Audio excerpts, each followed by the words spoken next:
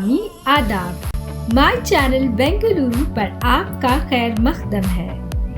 آل India Muslim personal لا board کے 29ویں سالانہ اجلاس کی رپورٹ کی ایک اور کڑی آپ کے لیے پیش ہے۔ اس ویڈیو میں آپ حیدرآباد کے مشہور خطیب اور آل انڈیا مسلم پرسنل لا بورڈ کے رکن جناب ڈاکٹر متین الدین قادریہ صاحب کا خطاب سماعت فرمائیں۔ ویڈیو کو لائک اور شیئر ضرور کریے، شکریہ۔ حیدرآباد سے تشریف لائے ہوئے مشہور خطیب مسلم پرسنل لا بورڈ کے رکن جناب ڈاکٹر متین الدین قادری صاحب سے کہ تشریف لائیں اور خطاب فرمائیں۔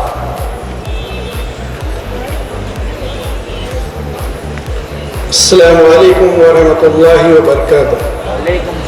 اعوذ باللہ من الشیطان الرجیم، بسم اللہ الرحمن الرحیم، الحمد للہ رب العالمین، والصلاة والسلام علی رسولہ النبی الکریم وعلی آلہ وصحبہ اجمعین۔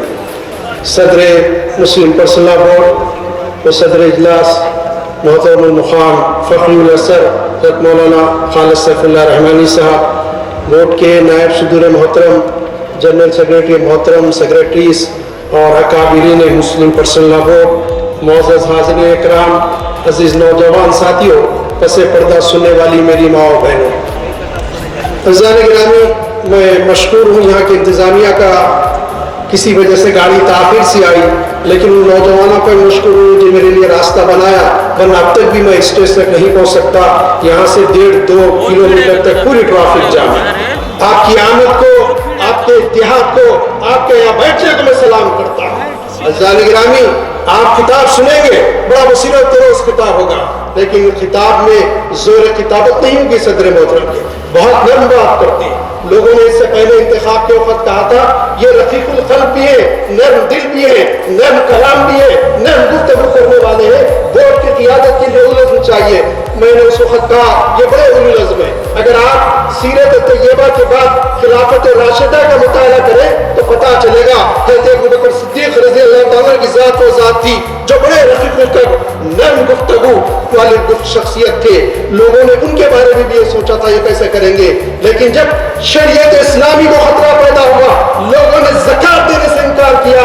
آپ نے کہا ان کے خلاف میں پوچھ کرتا ہوں، حضرت عمر جیسے جلیل القدر، بہادر، شجاع خلیفہ، وہ جو ہے وہ بعد میں خلیفہ ثانی بنے، وہ کھڑے ہو گئے اور انہوں نے گزارش کی امیر مومنین حالات پر خطر ہے، افواج کوچ کر چکی ہے، مدینے کی حفاظت کے لیے کوئی نہیں۔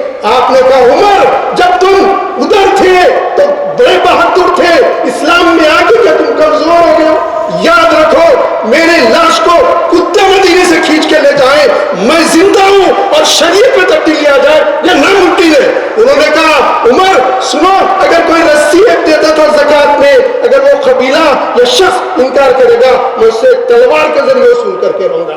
عزیزان گرامی، آپ نے دیکھا ہمارے صدر محترم کو، نرم دمے گفتگو، اقبال نے کہا تھا گرم دمے جستجو رزم ہو کے بزم ہو، پاک دل و پاک باس۔ کیا کیفیت ہوئی؟ حکومت نے کہا ہم لا کے رہیں گے، صدر محترم نے پریس کانفرنس میں کہا دستور کے دائرے میں جتنی جد و جہد ہوگی، جتنا احتجاج ہوگا ہم کریں گے اور ہم پیچھے ہٹیں گے نہیں۔ آپ کو اتفاق ہے آپ صدر صاحب کے ساتھ ہیں، کہیں اگر ہے تو ہاتھ اٹھا کے نعرہ تکبیر۔ یہ آواز مہاراشٹر تک نہیں جا رہی ہے، دلی تک، ذرا زور سے نعرہ لگائیے۔ دونوں ہاتھ بلند کر کے کہیں اللہ اکبر، دونوں ہاتھ بلند کر کے کہیں اللہ اکبر۔ اللہ آپ کے نعرے کو قبول فرمائے۔ صدر محترم اور جنرل سیکریٹری صاحب، آپ لوگوں نے جب تک دو دی، جو جدوجہد کی کوشش کی، اور ہمارے جوائنٹ سیکریٹری مولانا عمرین محفوظ رحمانی صاحب نے جو کوششیں کی اور دوسرے اساتذہ ہمارے اکابرین نے جو کوششیں کی، میں اس کو بھی سلام کرتا ہوں۔ حضرت ناسازیہ مزاج کے باوجود جنرل سیکریٹری صاحب مسلسل سفر کرتے ہیں۔ عزیزان گرامی، آپ بھی 5-6 گھنٹے سے 4-5 گھنٹے سے یہاں بیٹھے ہیں، لیکن یاد رکھیے کہ مسلم پرسنل لا بورڈ کی قیادت وہ قیادت ہے جو اس ملک میں تحفظ شریعت کے لیے ایک امید کی آخری کرن ہے۔ اگر اس کو دبا دی جائے گی، اس کے خلاف اگر آپ ہو جائیں گے تو پھر آپ کا رہنا دشوار کر دیا جائے گا۔ آپ عزم کے ساتھ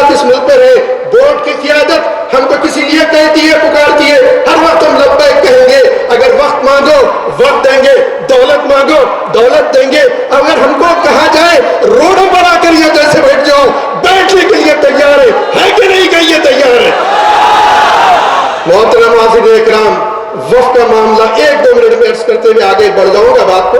وقت کے بارے میں بہت سارے بات آپ سنتے رہے, کہیں جاتی رہی اور کہیں جاتی رہے گی. میں ایک بات آپ سے کہنا چاہتا ہوں, یہ مسئلہ مساجد کا ہے, قبرستانوں کا ہے, درگاہوں کا ہے, امام باڑوں کا ہے, عزیزان گرامی بہت سارے ہمارے اداروں کا ہے, مدارس کا ہے. لیکن بہت سال پہلے, آج سے تقریباً 20-25 سال پہلے وشو ہندو پریشد نے کتاب شائع کی جس میں تقریباً 4000 مساجد اور درگاہیں اور خانقاہیں اور امام باڑے ہیں جس کے بارے میں ان کا دعویٰ یہ ہے کہ یہ منادر توڑ کے بنائے گئے. یہ انہوں نے کہا, ایک بہت بڑے مقصد سے کہا, اور وہ سمجھتے یہ موقع ہے کہ وہ بتا کر وہ 4000 مساجد کو حاصل کر لیا جائے. اور یقین مانیے یہ وقت بل پاس ہوتا ہے پارلیمنٹ میں, آپ روک نہیں پائیں گے ان 4000 مساجد کو. آج جو کچھ یو پی کے علاقے میں ہو رہا ہے, جو ہے وہاں پر کیا ظلم کیا جا رہا ہے, مسجد مسلمانوں کی کچھ ہی دیر میں فیصلہ ہوتا ہے, سروے کی اجازت, اپیل دائر میں سروے کی اجازت دے دی گئی, اور پھر جاتے ہوئے نعرے لگاتے ہوئے مسلمان روکتے ہوئے تو جھگڑا ہوتا ہے, پھر 3 مسلمان شہید کر دیے جاتے ہیں. اس وقت آپ کو بیدار رہنا پڑے گا. اور میں ان بھائیوں سے بھی کہنا چاہتا ہوں جو غیر مسلم ہیں, میری ان سے گزارش ہے, سوچ کے دیکھیے جس کے گھر توڑے جا رہے ہیں, جن کو توڑا جا رہا ہے, چاہے وہ عبادت گاہیں ہو, کسی کے رہنے کے مکان ہو, آپ سوچ کے دیکھیے کہ وہ ہندوستانی نہیں ہے, وہ رقم ہندوستان کی نہیں تھی. ہندوستان کا نقصان نہیں ہو رہا ہے, کسی شخص کو مارا جاتا ہے, اور بار بار ٹی وی پہ یہ بتانا کہ یہ غدار ہے, ملک کے چلے جاؤ. میں آج آپ سے پوچھنا چاہتا ہوں, مجھے بتاؤ تمہارا پہلا سیٹلائٹ جو تم نے بنایا جس کا نام روہنی تھا, وہ جو ہے کس نے بنایا, کس کی نگرانی میں بنایا گیا؟ اور وہ سیٹلائٹ وہیکل سب سے پہلے جو ہے مدار کے قریب چھوڑی گئی, کس نے چھوڑا, کس کی نگرانی میں چھوڑا؟ میں بتاؤں آپ کو, آپ سنے تو تعجب کریں گے. ان سے پوچھئے, میرے سامنے لائیے, پہلا ہیلی کاپٹر اس ملک کے ڈیفنس کے لیے کسی نے بنایا تو مسلمان تھا, کون تھا بتاؤں گا آپ کو. عزیزان گرامی, میزائل ٹیکنالوجی میں ہمارا ملک پیچھے تھا, ایک شخص کے ہاتھ میں دیا گیا, DRDO کے ڈائریکٹر بنے, انہوں نے کہا کہ اب میں اس کو بناتا ہوں. میزائل بنائے, اندرا گاندھی کے دور میں بنایا گیا, اس کو بعد میں ڈیولپ کیا گیا. ایک بہت بڑے پروفیسر وہاں, میں نے ایک بار ان سے پوچھا, نام مسلم ڈونگری صاحب, میں نے ان سے پوچھا کہ صاحب آپ کیسے محسوس کرتے ہیں؟ تو انہوں نے کہا قادری صاحب اس طرح محسوس کرتا ہوں کہ ٹیم کوئی کرکٹ کھیلتی ہے, اس کا کیپٹن غائب ہو تو ٹیم کیسے کھیل سکتی ہے. ان کا نام تھا جو ہے APJ عبد الکلام, اس ملک کو لے جانے والا. ایک ویژن دیا, کیا ویژن دیا؟ انڈیا 22-20 کا ویژن دیا. کیا کہا انہوں نے اس ویژن میں؟ New millennium, vision of new millennium. کیا دیا کہ میرا ملک سب سے طاقتور ہوگا. کیا مسلمان نہیں تھا؟ کیا عبدالحمید جس نے پاکستانیوں کے منہ دانت توڑ دیے, کھٹے کر دیے, کیا مسلمان نہیں تھا؟ میں آپ کو بتاؤں, آسام کے علاقے میں بہت پہلے کی بات ہے کہ چائنا کی فوج گھس کے آ گئی, کون بھگائے؟ فوج پیچھے ہٹ گئی, BSF پیچھے ہٹ گئی, وہاں کے مہاراج کلکٹر بھاگ گئے, چھوڑ کے پورے لوگ بھاگ گئے. مسلمانوں نے مسجدوں کے اسپیکر سے اعلان کیا کہ ملک کی دفاع کے لیے نکلو, نکل کے آئے, اور تیز پور کے مسلمانوں نے چائنا کی فوج کو بھیج دیا.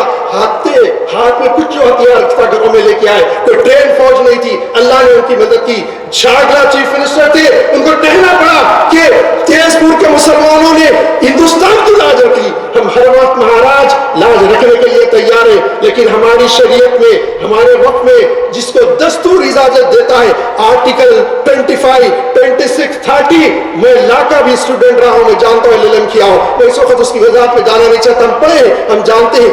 آپ اس کے پرخ کیوں آ رہے ہیں ہندوستان کے دستور کے؟ آپ صرف مسلمانوں کی عبادت گاہوں کو نشانہ نہیں بنا رہے, آپ چاہتے ہیں کہ اس ملک کے دستور کو بدل کے رکھ دیا جائے. ہم آپ کی نیت کو بھی جانتے ہیں. میں سکھلے بھائیوں سے گزارش کرتا ہوں کہ ان کے عزائم کو سمجھیے.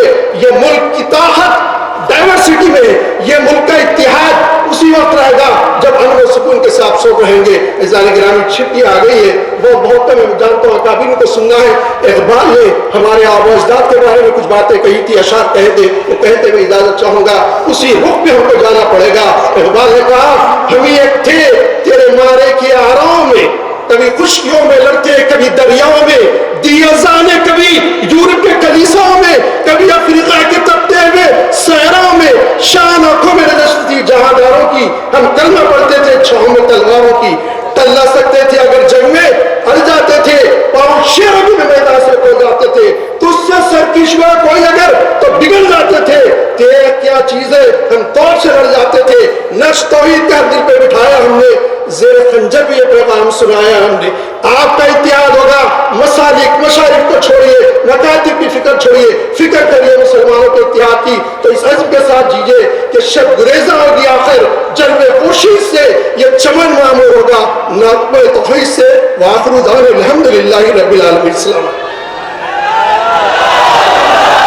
جزاکم اللہ خیرا کثیرا.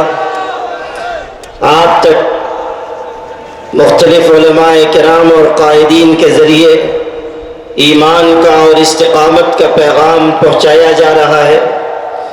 ہم قرآن مجید کی تفسیر میں یہ پڑھتے ہیں کہ ایک ظالم بادشاہ کے دور میں آگ کی خندقیں کھدوائی گئی تھی اور لوگوں کو ایمان سے پھر جانے کے لیے مجبور کیا گیا، اور جو ایمان پر قائم رہنے کے عزم کا اظہار کرتا اسے آگ میں ڈال دیا جاتا تھا.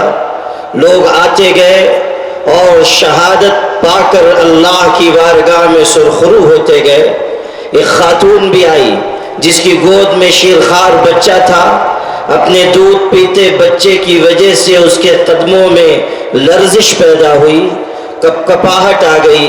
اس وقت اس خاتون کی گود کا دودھ پیتا بچہ پکار اٹھا، یا اماہ اصبری فإنکی علی الحق. امی جان صبر کیجئے، استقامت سے جمی رہیے، اس لیے کہ آپ حق کے راستے پر ہیں. آج اس اجلاس کے ذریعے یہ پیغام جانا چاہیے کہ ہم زندگی کی آخری سانس تک اللہ کے دین پر قائم رہیں گے، اور اگر اس راستے میں ہماری جان جائے تو ہمارے جسم کے لہو سے بہنے والا آخری قطرہ بھی جو زمین پر گرے گا اس سے یہی صدا آئے گی کہ لا الہ الا اللہ محمد رسول اللہ. نعرہ تکبیر، نعرہ تکبیر. میرے بھائیوں، آپ کے اس عزم و حوصلے کے ذریعے ملک اور حکومت کو، ارباب اقتدار کو یہ پیغام جانا چاہیے کہ ظلم کی ظلمتوں کے درمیان آپ کے عزم و عزیمت کی یہ مشعل روشن رہے گی، اور آج کا یہ اجلاس اندھیریوں میں ایک شمع بن کر روشنی بکھیرے گا انشاءاللہ. تمام سے گزارش ہے کہ اپنے موبائل سے ٹارچ آن کر کے دکھائیں کہ پورے ملک میں انشاءاللہ ہم بھی روشنی پھیلانے کا کام کریں گے. آن کر کے دکھائیں. ماشاءاللہ ماشاءاللہ. اللہ کی اس روشنی کو قبول فرمائے اور پورے ملک میں روشنی پھیلانے کا کام کرے. اللہ اکبر.